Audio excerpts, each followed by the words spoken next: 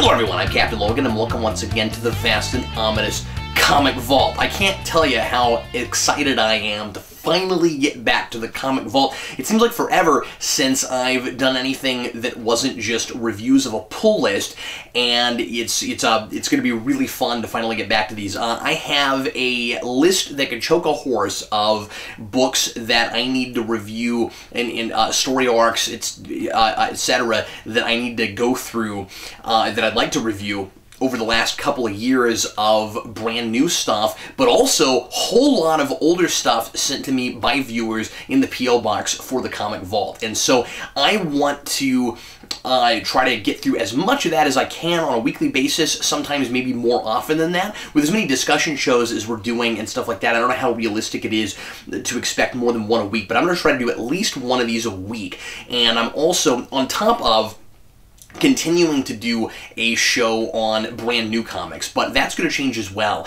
And because of my time constraints and the sheer amount of programming that we're doing right now, I don't think that, again, it's realistic to go through my entire pull list for you every single week. So what I'm going to start doing is I'm going to do a top 5 countdown every week. I'm going to sit down for just a few minutes and go through the books that I thought were the best that week that I think you should pick up and that I personally just really enjoyed. But I'll also try to show you a few runners-up and things, and just mention some other books and let you know what I read that week. But it'll be a little bit more laid back, a little bit less in-depth analysis, and I always say I'm gonna do this short show, and then things end up running longer. But I really am gonna stick to a top 5 list with a few runners-up here and there. The main event now on Comic Vault, I want to be more complete stories or finished story arcs, that kind of thing. Not to say that I won't do single issues here and there, especially older stuff where you do have a one-and-done story inside of one issue, but I really want to finally get back to doing stuff when they're finished. There's a whole bunch of comics that I've not touched besides just briefly talking about them on Rapid Fire, and before that on New Acquisitions. And so once again, changing up the format, and sorry folks that like watching the long New Acquisitions and then the Rapid Fire show, and not to say that I'll never get back to that kind of style necessarily. I may go back to it at some point and try it again. Right now I just don't feel like I have the time, but I still want to kind of have my finger on the pulse of current, because folks do send me messages and ask, hey, this came out, what do you think of this? So on that show,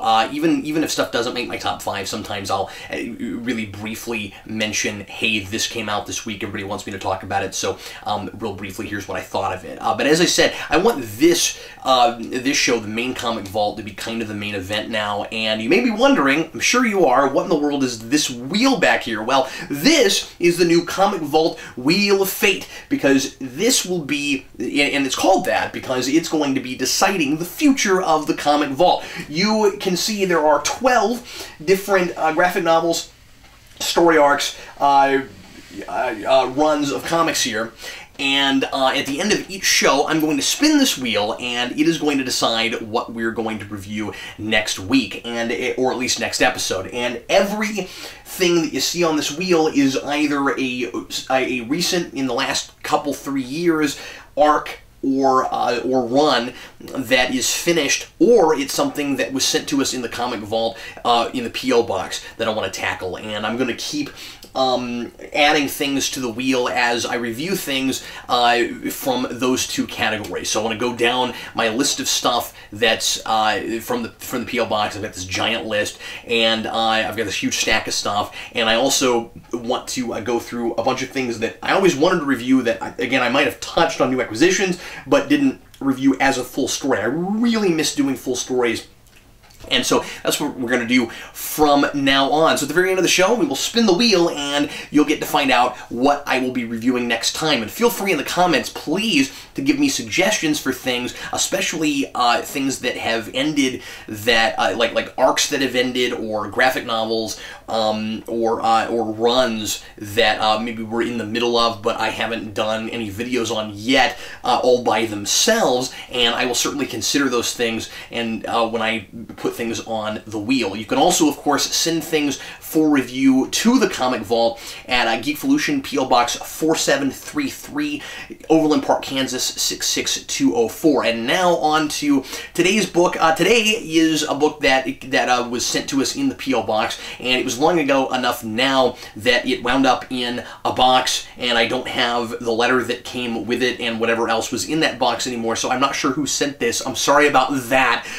But today I'm going to review the novelization of Batman and Robin. Yeah, so somebody wanted me to review this, and so I'm going to. Yeah, so I guess I'm a crazy person, because it's like I get finished with Spawn here, and then I immediately follow that up with more Batman and Robin. Yeah, so, tortured myself with Batman and Robin. This was a really interesting read, though. I'm not going to say that this novelization made the movie better or made the story all that much better, but there are a number of changes, some very minor, some semi-significant, nothing that just straight up, like, drastically changes the story and makes me go, oh, that's what that should have been. But there are a few things here and there that make me think there might have been a little bit more promise than was, than we saw in the film.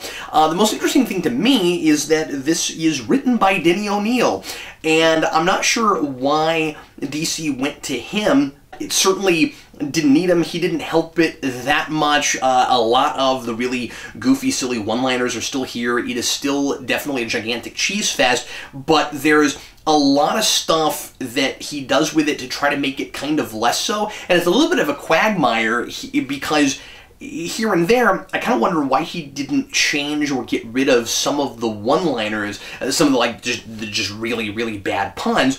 And there's other places where he did change some of them, and places where he even added new ones that were just as bad as the ones that were in the movie already.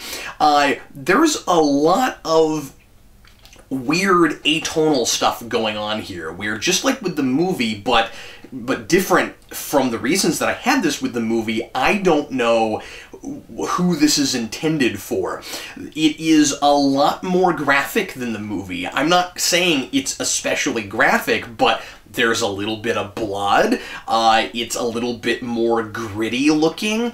It certainly has more of an edge to it in the art, and it seems like in places it kind of wants you to take it more seriously.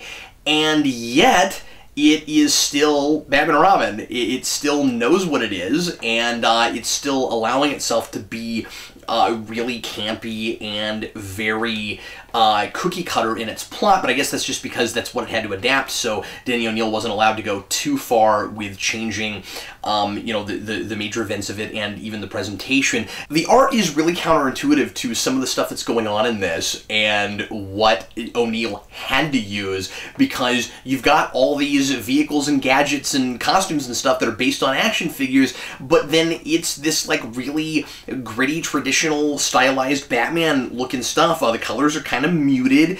Batman seems like a lot more in both his characterization and in the art, but I think those things are kind of married and going hand in hand in this. He seems more like the brooding, gritty Batman that we all know, and yet he's using all these really goofy, silly-looking vehicles and stuff. The art was done by Rodolfo DiMaggio, which is really interesting because he is not primarily known as a comic book artist. He's primarily known as a storyboarder and illustrator for a lot of major movies, and much of his work is superhero stuff. He worked on Hulk, and he's, I think, most famous for Iron Man. He did a lot of drawings and concept stuff for that movie, and the most recent thing he worked on was Green Lantern. I'm not sure why he seems out of the game now. It's been a few years, but anyway, I thought it was really interesting that they went to him for this, and I guess it's somewhat appropriate because he does a lot of storyboards, and so this is weirdly kind of like taking a movie and then making it a storyboard. It's kind of like going backwards, because obviously comics make for really good storyboards, and sometimes, you know, feel like you're reading the storyboard of a movie that hasn't been made yet, and that kind of thing. And so it's kind of weird taking a movie, and I talked about this when I did the novelization for the 1990 Ninja Turtle movie. What is the point of a comic book adaptation? And near as I can figure, primarily the main point is merchandise. Obviously, here's some extra stuff we can sell to go along with the movie. The thing was based on a comic book. Shouldn't there be a comic book based on it? Just kind of the principle of the thing. It's a comic book. There should be a comic book. It's a comic movie. There should be a comic book. There you go. No reason to think about it any further than that. So can one of these have any artistic merit? Can one of these justify its own existence as a standalone piece? Maybe, potentially. I feel like, just like I did with the Ninja Turtle movie, that with this, it's too truncated. It's too small. Even as a little story as there is in Batman and Robin, it still feels like this wants to be a 3-4 issue miniseries, and it only got this one kind of like oversized issue treatment. It's not a full-blown trade, but it's longer than your average issue. I didn't count the pages, but you know, it's probably 32, 35, somewhere in there. And it does that same thing that Ninja Turtle novelization did, which is there are places where it breezes by major story points in a single panel, and the pacing is really wonky because of that. And so there's moments where you're like, oh yeah, that was like a huge important thing. That, for instance, Poison Ivy gets killed by John Glover's character, and then, or rather, you know, Pamela Isley allegedly killed, and then of course she'll come back as Poison Ivy. But she's like knocked over. He says, "I'm afraid you'll have to die," and that's at the top of a page where the bigger and more and played up as more major stuff that's happening is Bruce and Dick in the Batcave looking at footage of Mr. Freeze when he was Dr. Freeze. And if you don't know the movie and you're just kind of reading past, it wouldn't even occur to you, oh, she's supposed to be dead. Okay, that's played up as a much grander and more significant moment, of course, in the movie. And there are a lot of things like that. At the very beginning of this, there's a framework set up where this is a movie. Almost as if the material is so impossible to take seriously that we have to put it in the framework of somebody's making this giant commercial cash-in schlock piece. And it really kind of feels like that, which again seems a little at odds with some of what O'Neill is trying to do in this, because he tries to fix some things. So at the very beginning, we see the back of Schumacher's hair with his trademark ponytail, and then right at the very end, you don't even see that again. There's just a tag right at the bottom of that page with quotation marks that says "that's a wrap," just so that you still sort of have that framework. I guess he just didn't have enough room to have anything drawn there, because again, this is really truncated. And it's and I think it's really funny because it reads like, I know this wasn't the intention, but since, you know, in a movie you don't actually see it, usually don't open a movie with a director saying action and then now you're in the movie, so it's almost like they did the entire movie in one take. That's what it reads like. It's really hysterical. It's like it starts and he's like action, and then you get the whole movie, and then he's okay, that's a wrap. And like if only movies could be made that easily. If only it was that simple. Stuff that he changed in this. Well, I think that he's working kind of hard here to try to bring out some of the thematic elements and make the story work better. This is technically, I think, a better story than it is in the movie. I'm not saying it's great. I'm not even saying it's good. I'm just saying that I picked up on more of what maybe the movie I don't even want to say what it thought it was doing. Maybe what the initial script was like the thought that was in there as far as why these two villains together. What does it say about Batman? I mean, what does the story say about Batman? What are the prevailing themes and ideas that it is allegedly maybe exploring? And with Poison Ivy and Mr. Freeze, both, you have a lot more of a sense in this that the whole idea that the story wants to explore is that they don't trust people, and neither does Batman, and that they're doing all these horrible things and want to.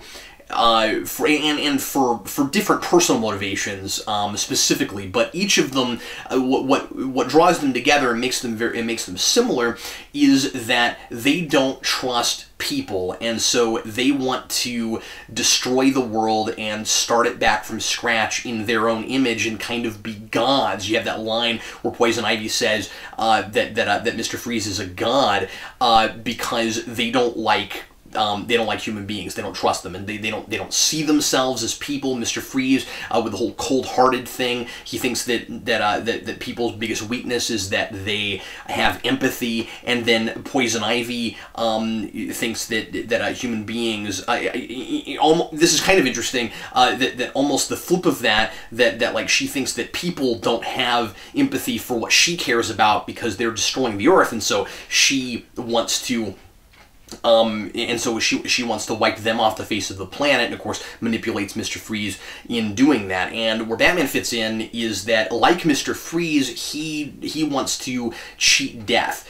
He wants to be more than human, and he also doesn't trust people. So you have kind of those two things, and that's where the whole really irritating typical thing in that movie with him and Robin, Robin doesn't think that Batman trusts him because he doesn't, and so he doesn't let him do what he is supposed to be there to do, so he's not really a partner. And then by the end of the movie, Batman's had this character arc where he's learned to trust people, and that's what learned to trust his partner in like a really cookie cutter, easy, annoying kind of way, and then that's what separates him from the villain. So I'm not saying that the whole thing is working. I'm just saying that O'Neill is trying a little bit to at least make it kind of about something. Of course, I still think that with the whole idea of Batman having to accept his mortality and appreciate that death is a part of life and learn to live with that, because the way he looks at it is really unhealthy and potentially makes him more like his villains than not like them. That classic Batman obsession with beating mortality and that kind of thing, that Alfred really shouldn't have lived. I still really think that. Obviously the movie is too silly to not end with a happy ending, but then this comic kind of reads a little bit less like that. Like I almost could have seen it here even over the movie, because it's like by the end, I mean, if what Batman's supposed to learn is not just trusting people, but also I am mortal, I can't cheat death, Alfred taught me that, then the fact that just because his name's in the title and it's his universe and it revolves around him, Mr. Freeze just happens to be carrying the magic pill that can cure his butler. He wins at the end, and he has once again cheated death. So what has he really learned except, oh, I'm supposed to trust people now, so I guess I'll let this random girl that I just met fight with me and Robin forever now, apparently. So other story elements that are different. Barbara is not Alfred's actual niece in this. The idea is that they still don't make her a Jim Gordon's daughter, but Alfred now had some family friends that died. I don't think this is the movie. I think the movie, it really is his brother, and he had some family friends that died, and so he took her in and didn't raise her, but like just supported her financially. I don't know why he didn't raise her. There's nothing about that in there. But what I like about that is that it makes him more like Bruce Wayne, because that's exactly what Bruce did with Dick. And so when Bruce says that he has that throwaway line in the movie, and it's here too, where he says that not all heroes wear masks, we see that he's done something heroic on his own accord beyond just taking care of the masked heroes. I actually really like that element, and it also takes away the whole making a disc to send to. I always thought it was probably he was going to give it to. I think actually in the movie he was going to give it to his brother, and I was like, oh, really? So like you're going to pass on the secret of Batman to this guy that we've never met, and hopefully we can trust him? Okay, but the disc thing is still in here for some reason, but like I guess when Alfred thinks he's gonna die, he wants Barbara to be the keeper of the secret of Batman.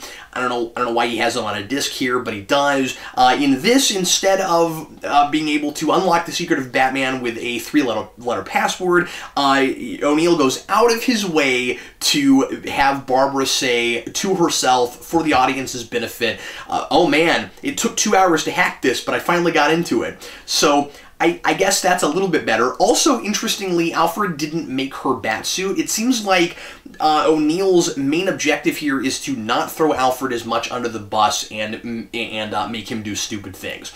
And so Barbara actually, I guess, is a technical genius as well as a good motorcycle driver, and she builds the suit herself. Although I say that about the motorcycle thing, she actually doesn't have that whole subplot here, where she's with where she like drag races with motorcycle gangs secretly. So she's actually in this just like perfect and has no character flaws of any kind. I'm not saying the motorcycle race thing was like cool or anything. I'm just saying that she really has no character at all here, because like that one thing that was in there to try to make her a little bit more rounded and do something with her, it failed. But it's not in here at all. And so she's basically just brilliant at everything, and is a modern woman, and that's it. That's her character. Okay, but the Alfred stuff I suppose I appreciate. There's also little stuff like, you know, that scene in the movie where that again, I complained about this in the rewind, where Robin is trying to make that jump on the bridge, and Batman doesn't think he can make the jump, so he turns off his motorcycle remotely just before it hits the bridge, and he barely hangs on and almost careens over the edge. And I'm like, Batman, you're such a jerk face. Like, what if you hadn't timed it perfectly? You know, what if it had gone 2 more inches? In this, it's not drawn that way. In this, he still says, oh, I could have made the jump, but he looks like he's just out in the middle of the street when it stops. So there's a lot of stuff that O'Neill's doing in this to try to fix little stuff. But overall, the thing is still really cookie cutter. There's still all kinds of obnoxious coincidences. Arnold still sounds like Arnold, and Poison Ivy is entirely unsympathetic and has no real reason for being as obsessed with plants as she is. And then all of Mr. Freeze's sympatheticness still comes from just everything it was in the animated series. And also there's stuff that O'Neill does in kind of poking fun at the material, where for instance, he has a line, Robin has a line, and I'm almost positive this wasn't in the movie, where after Bruce explains the backstory for Mr. Freeze, he says, do you notice a pattern going on here? And I had that whole thing in the rewind where I talked about how this is, how the villain stuff is all just kind of Batman Forever again, kind of repackaged and retooled. And in fact, a whole lot of the plot points are kind of that way. And O'Neill kind of comes right out and says that in this, kind of poking fun of it and doing this kind of tongue-in-cheek thing with it, which I kind of appreciated. And I don't think it would make the movie better if it was in the movie, because it would still be like, okay, well, you're still just like repeating yourself, and you have sequelitis to the max. So just because you make fun of yourself, it doesn't make it okay, unless you're doing a parody of yourself for some reason, and that's the whole point of the thing, but it isn't here. So anyway, that's it for this. I've talked entirely too long about this already, and now it's time to spin the big wheel. Let's find out what I will be reviewing next time, shall we?